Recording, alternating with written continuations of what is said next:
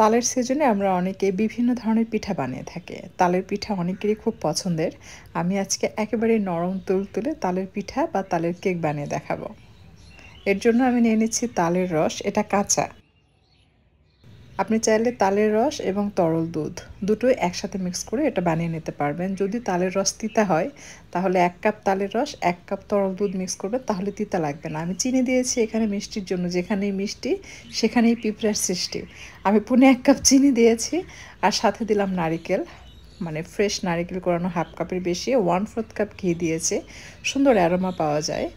আর ৩ table চামচ ভর্তি করে গুঁড়া দুধ দিলাম স্বাদ বৃদ্ধির জন্য। সেই সাথে দিয়ে দিচ্ছি 1/2 চা চামচের একটু কম হবে লবণ। সব কিছু একসাথে খুব ভালোভাবে মিশিয়ে নেওয়ার পর অ্যাড করে দিচ্ছি এলাচের গুঁড়া। সাদা এলাচ চুলায় কিছুক্ষণ ভেজে নিয়ে মুচমুচে করে সেটা গুঁড়া করে অ্যাড করবেন। আর দিয়ে দিচ্ছি 2টো ডিম। ডিম ছাড়াও কিন্তু এটা তৈরি করা যায়, শুধুমাত্র বেকিং সোডা, একটু বেকিং পাউডার। তবে অবশ্যই বেকিং সোডা ইউজ করলে 1/4 টিস্পুনের বেশি দেওয়া যাবে না, বেশি দিলে আবার খাওয়া যাবে না, এবং 1/2 টিস্পুন বেকিং পাউডার ইউজ করতে পারবেন যদি ডিম দিতে না চান।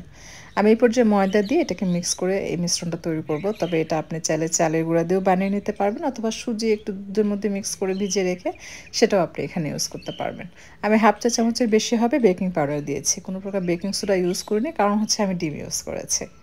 এরপর ঘন মিশ্রণ তৈরি করতে হবে। আর ভাজার জন্য আমি যে প্যানটি ব্যবহার করেছি এতে অনেকগুলো কেক একসঙ্গে তৈরি করা যায়। আপনি চাইলে ওভেনেও বেক করে নিতে পারবেন, অথবা আপনি তাওয়ায় নর্মালি যে পাটিসাপটা পিঠা বা মানে যে কি বলে চিতই পিঠা বানায় ওইভাবেও কিন্তু বানানো যাবে তেল ছাড়া। জাস্ট প্রথমে একটু ঘি ব্রাশ করে নেবেন, তারপর মিশ্রণ দিয়ে ভেজে নেবেন। যদি পাটিসাপটার মতো করে বানান সেক্ষেত্রে এটা যখন সেদ্ধ হয়ে যাবে রোল করে কেটে সার্ভ করবেন।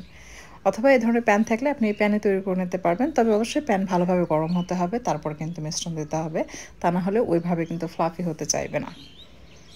আর যখন উপরের অংশ একটু কাঁচা থাকবে সেই পর্যায়ে এটাকে উল্টাতে হবে, তাহলে ওই অংশটা আবার সুন্দরভাবে সেদ্ধ হয়ে ফ্লাফি হয়ে এটা গোল হবে।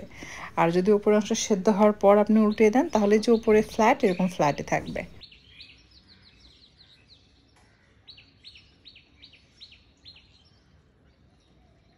এই একই মিশ্রণ দিয়ে আপনি কিন্তু বিভিন্ন ধরনের পিঠা বানিয়ে নিতে পারবেন। এটা তেল পিঠা বানাতে পারবেন, বড়া পিঠা বানাতে পারবেন, এভাবে কেক বানাতে পারবেন।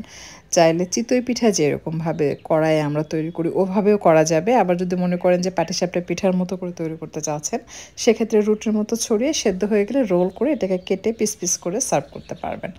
আসলে এই একই আইটেম ডিফারেন্ট ডিফারেন্ট লুক দিয়ে তৈরি করে সার্ভ করা যায়। সো আশা করছি ভালো লেগেছে। দেখুন কতটা সফট, একদম নরম তুলতুলে। আমি একটু ভেঙে দেখাই ভিতরটা, তাহলে আপনারা বুঝতে পারবেন। সো আশা করছি ভালো লেগেছে। যদি রেসিপি ভালো লাগে লাইক কমেন্ট শেয়ার করে চ্যানেলটা সাবস্ক্রাইব করে নিয়মিত চ্যানেলের সাথে থাকবেন। আপনারা যারা আমার ফেসবুক পেজ থেকে ভিডিওটি দেখছেন অবশ্যই ফলো এবং লাইক দিয়ে রাখবেন, আর যারা ইউটিউব চ্যানেল থেকে আমার ভিডিওটি দেখছেন অবশ্যই সাবস্ক্রাইব করে অল বেল আইকনে ক্লিক করে রাখবেন। এতে করে যেটা হবে যখন ভিডিও আপলোড দিব সাথে সাথে আপনারা নোটিফিকেশন পেয়ে যাবেন।